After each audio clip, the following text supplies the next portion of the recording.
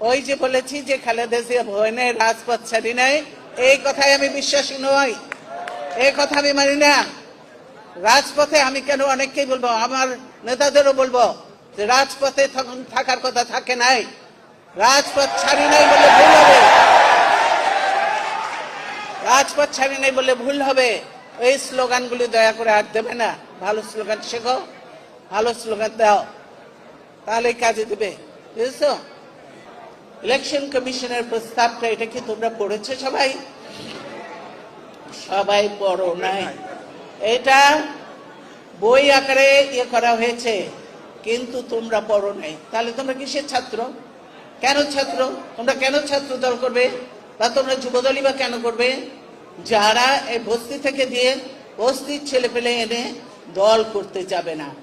সংখ্যা আমি দেখতে চাই না, আমি দেখতে চাই ভালো ভালো মেরিট দেখতে চাই। আমি সেখানে যে যোগ্য উপযুক্ত ছেলে পেলে আছে কিনা, আমি সেটাই বলেছি।